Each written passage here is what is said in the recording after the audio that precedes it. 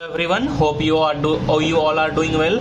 So today we are going to do the next question of our agriculture optional answer writing practice series.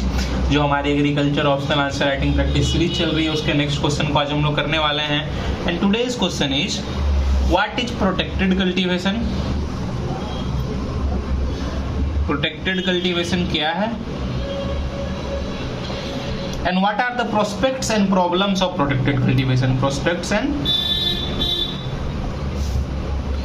Problems of protected cultivation.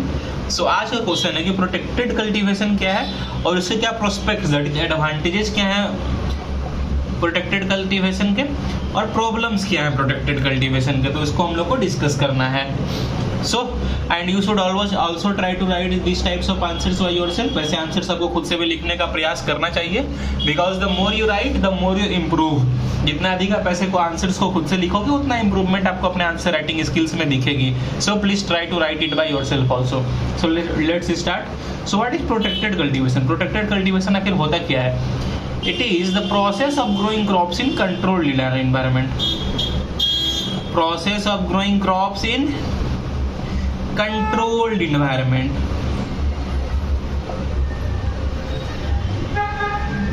नाम से चल रहा है protected, protect कर रहे हैं. प्रोटेक्टेड एनवायरनमेंट में अपने क्रॉप्स को हम लोग उगा रहे हैं. दैट इज कंट्रोल्ड एनवायरनमेंट में जब भी हम लोग क्रॉप्स को उगाते हैं तो that is known as protected cultivation.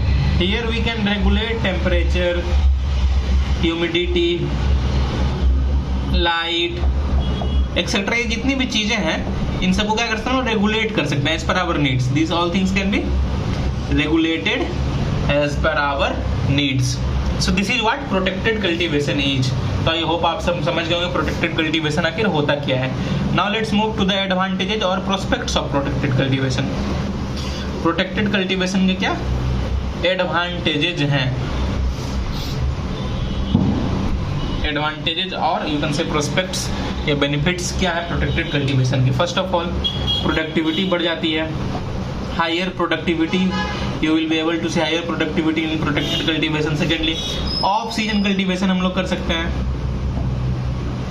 Of season cultivation because क्या होता है कि यहाँ पे टेम्परेचर होगी, ह्यूमिडिटी होगी, लाइट होगी, सबको हम लोग कंट्रोल कर सकते हैं as per our needs.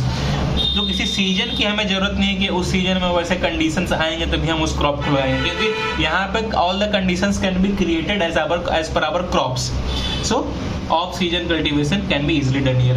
Round the year cultivation,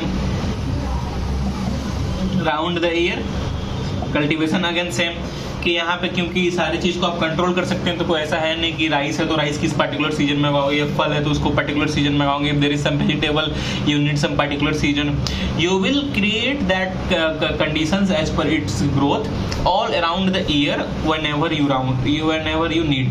तो जब भी आपको उगाना होगा आप वैसे कंडीशंस क्रिएट करके उसे उगा सकते हो. तो round the year cultivation is possible. Better insect and disease control, better insect and disease control.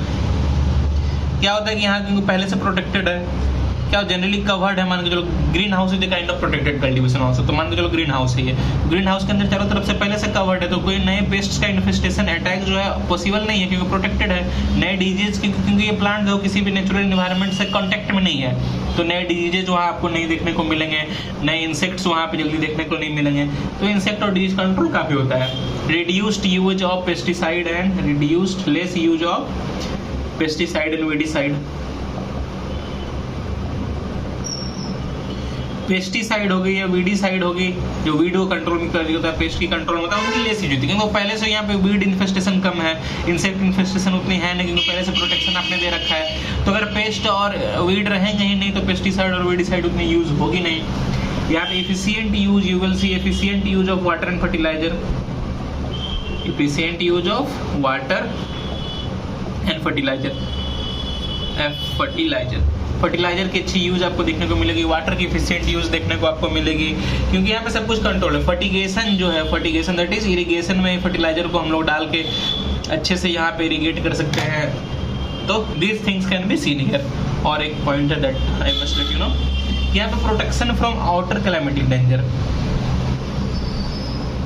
Protection from outer climatic danger. जो भी आउटर क्लाइमेटिक डेंजर से बाहर क्लाइमेट, जैसे कि अधिक रेन हो गई, या फिर कहीं हेल स्टॉर्म आ गया, या फिर हाई स्पीड ऑफ विंड आपको देखने को मिल रहा है, हाई विंड देखने को मिल रही है, तो इस सबसे क्रॉप को डैमेज होता है। पर क्योंकि ऑलरेडी आपकी प्रोटेक्टेड है जो भी क्रॉप्स है, तो ये सारी चीजें से आउटर इन क्लाइमेटिक डेंजर से यहाँ पे कोई प्रॉब्लम्स नहीं है। So these are some of the advantages of protected cultivation. जो भी एडवांटेजेस आपको और लग रहे हैं कि इन सब के अलावा भी और सारे एडवांटेजेस हैं, काफी एडवांटेजेस हैं, तो मैं चाहूंगा आप कॉमेंट करके आप हमें बताएं कि और आपको क्या क्या लग रहे हैं। So these are some of the advantages of protected cultivation. Now let's move to the disadvantage, or you can say problems of protected cultivation. Advantages तो हमने देख लिए, अब problems क्या क्या protected cultivation में, let's see it. First of all, high initial cost.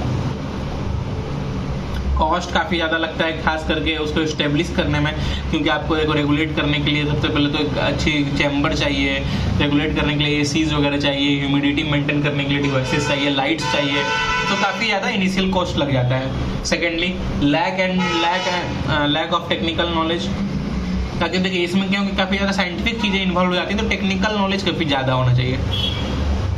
We need a lot amount of technical knowledge, but this knowledge oftenly is lacked by our small farmers. जो भी हमारे small and marginal farmers है, they do not have proper technical knowledge, so that can create a problem. Very intensive operations, जिसके operations होते हैं protected cultivation में, जो भी operations है वो कुछ भी machine से related हो गया, कुछ भी maintain करने के operations, तो काफ़ी intensive होते हैं, so उसमें एक problem हो जाती है। Close supervising and monitoring necessary है, requires close supervision and monitoring और सुपरविजन जो है काफ़ी नज़दीक से आपको हमेशा बार बार करना होगा कि सारे फंक्शंस ठीक से, और अगर एक भी कुछ में प्रॉब्लम हुई तो अपने क्रॉप की जो यील्ड है उसमें प्रॉब्लम हो जाएगी। रिपेयर एंड मेंटेनेंस हर्डल्स, बार बार अगर कुछ भी खराब हो तो उसको रिपेयर करना पड़ेगा, मेंटेनेंस काफ़ी करनी पड़ती है। So these also act as hurdles.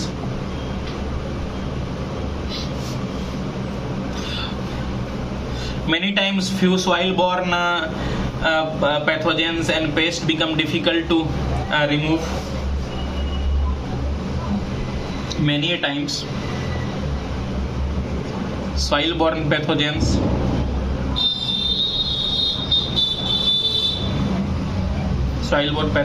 and pests are difficult to manage, and few pests are difficult to manage. क्या होता है कि जो भी सॉइल बॉर्न पैथोजेंस होते हैं वो क्योंकि सॉइल से होते हैं, तो बार बार उसको मैनेज करोगे, बार बार वो वापस आ जाएंगे, बार बार आप उसको इरेडिकेट करेगा और बार बार वो सब वापस आ जाएंगे। सो उनको मेंटेनेंस, उनको मैनेज करना कभी कभी मुश्किल होता है। कभी कभी ऑब्नॉक्सियस कुछ ऐसे पेस्ट होते हैं जो अटैक, आप बार बार उसको रिमूव करोगे बार बार वो आ जाएंगे।